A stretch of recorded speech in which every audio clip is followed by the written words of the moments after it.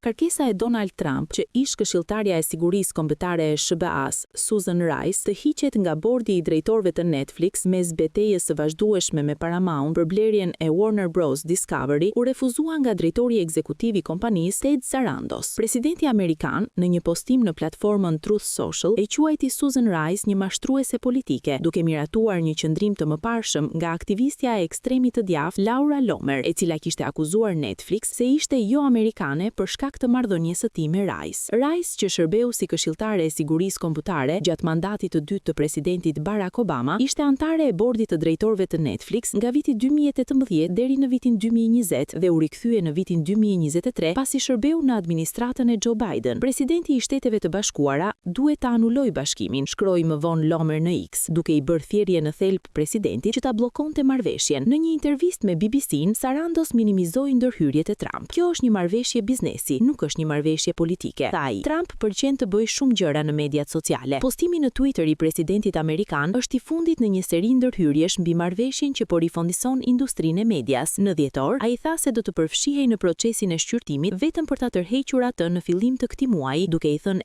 NBC se nuk do të ndërhynte në mosmarrëveshjen e ashpër mbi blerjen. Në qendër është oferta prej 83 miliardë dollarësh e Netflix për Warner Bros. Discovery, e cila po sfidohet nga Paramount Skydance, kompania mëm e CBS, e cila kontrollohet nga familja Ellison, miqësore me Trump. Përballja ka shkaktuar lobim intensiv në Washington, ndërsa kompanitë e përfshira kërkojnë të forcojnë ndikimin e tyre. Ndërkohë, Departamenti i Drejtësisë i SBA-s po shqyrton blerjen e propozuar nga Netflix, duke shprehur shqetësime se një marrëveshje e tillë mund t'i japë asaj fuqi monopolin në tregun e transmetimit. Sarandos dëshiron kontakt të drejtë me Trump. Sarandos ka kërkuar tashmë kontakt të drejtë me presidentin. Sipas Bloomberg, të dy burrat u takuan në nëntor me drejtorin e Netflix që i prezantoi Trump përfitimet e mundshme financiare të marrëveshjes. Po blejm asete që nuk i kemi sot, tha ai për BBC-n. Po blejm një studio dhe një kompani shpërndarjeje që nuk i kemi. Do t'i shtojmë vlerë tregut. Ai theksoi gjithashtu se kanë mbetur 5 studio të mëdha në Hollywood dhe se nëse marrëveshja me Paramount miratohet, do të mbeten 4. Industria do të jetë shumë më e vogël nën atë promësi, tha ai, duke u përpjekur ta portretizojë propozimin e tij si më të balancuar për konkurrencën.